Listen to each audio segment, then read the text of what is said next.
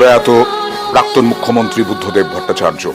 জয় পরাজয়, সাফল্য ব্যর্থতা, প্রশংসা সমালোচনা তার রাজনৈতিক জীবনে নানা রং। তিনি বঙ্গ রাজনীতিতে এক ধবধবে সাদা ব্যক্তিত্ব, এক অধ্যায়ের অবসান।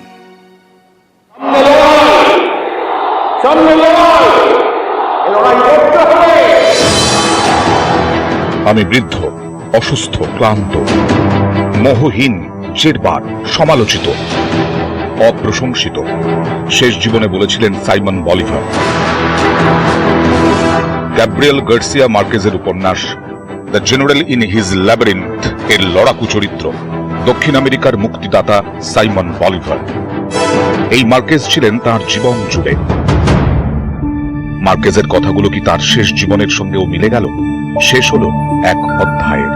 বঙ্গ রাজনীতিতে ধবধবে সাদা ধুতি, সাদা পাঞ্জাবি, সাদা চুলের বাবুকে ঘিরে এক অধ্যায়।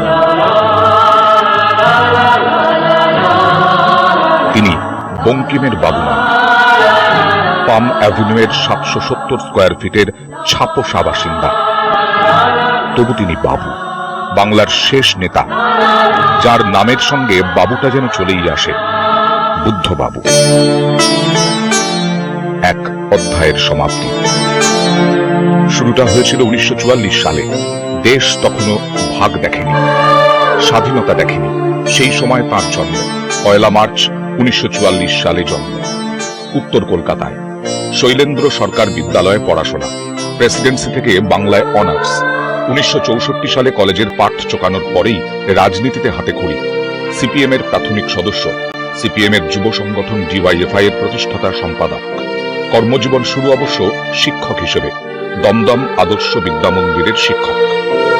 বাকি জীবন জুড়ে রাজনীতি, বামপন্থী আন্দোলনে ভেসে যাওয়া, পথে নামা। 1968 কলকাতার রাজপথে তখন স্লোগান, আমার নাম তোমার নাম, ভিয়েতনাম ভিয়েতনাম। তরুণ নেতা তখন হাঁটছেন মিছিলে, ভিয়েতনামের জন্য মিছিলে, খাদ্য আন্দোলনের জন্য মিছিলে।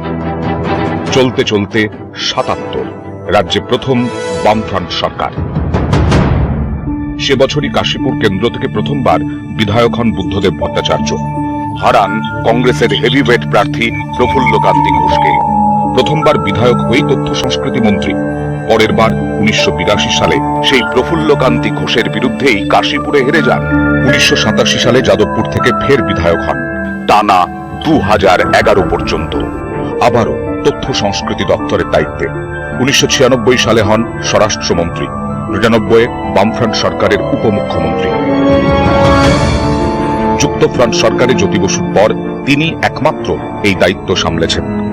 পরের বছর বুদ্ধদেব ভট্টাচার্যের হাতে ব্যাটন তুলে দেন জ্যোতি বসু। 2000 সালের 6 নভেম্বর পশ্চিমবঙ্গের মুখ্যমন্ত্রী হন বুদ্ধদেব ভট্টাচার্য। 2000 থেকে 2011 পশ্চিমবঙ্গের মুখ্যমন্ত্রীর দায়িত্ব সামলেছেন। 2011 সালে হেরে যান যাদবপুরে। সে বছর রাজ্য দেখে ক্ষমতার পরিবর্তন। বামেদের হারিয়ে ক্ষমতায় আসে তৃণমূল। তিনি তখন এক পরাজিত সেনাপতি। দলের ভেতরে বাইরে অনেকের চোখেই কাঠকড়ায়। তার নেতৃত্ব নিয়ে হাজারো প্রশ্ন, তার কর্তৃত্ব নিয়ে নানা সংশয়। তিনি নিজেও পরে দ্বিধাহীন কণ্ঠে ভুল স্বীকার করেছেন। সিঙ্গুর এবং নন্দীগ্রামের ব্যর্থতার জন্য একাধিকবার দায় স্বীকার করেছেন। আবার এও প্রত্যয়ের সঙ্গে দাবি করেছেন তার আমলে শিল্পায়নের নীতিতে কোনো ভুল ছিল না। আত্মসমালোচনাকে তিনি জরুরি মনে করতেন, শুদ্ধিকরণের দাওয়াই হিসেবে মানতেন। তাকে পাথেয় করেই ফের নেমেছিলেন ময়দানে। একটা সর্বনাশের কিনারায় গিয়ে দাঁড় করিয়েছে এই সরকার এই রাজ্যকে। এ রাজ্য এখন দেউলিয়া। নির্বাচনী সাফল্য হয়তো আর পাননি, কিন্তু শেষ দিন পর্যন্ত বুঝিয়েছেন বামপন্থাই বিকল্প। বিচ্যুতি হতে পারে, দ্বন্দ্ব থাকতে পারে, কিন্তু বামপন্থীরাই পারেন আলোচনার মাধ্যমে সব দ্বন্দ্ব, ত্রুটি, বিচ্যুতি কাটিয়ে এগিয়ে চলার পথ দেখাতে। শরীর তাকে ঘরবন্দী হয়ে থাকতে বাধ্য করেছে, কিন্তু তিনি থেমে থাকেননি। তার মধ্যেই গোগ্রাসে বই পড়েছেন, লিখে গেছেন, নিজেই বলেছিলেন অস্তিত্বের অর্থ কি।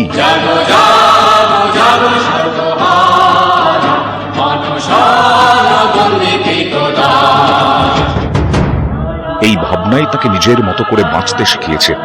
সন্দেহের চোরাবালিতে ঘুরপাক খেয়েছেন, স্বপ্ন দেখেছেন, স্বপ্ন দেখিয়েছেন।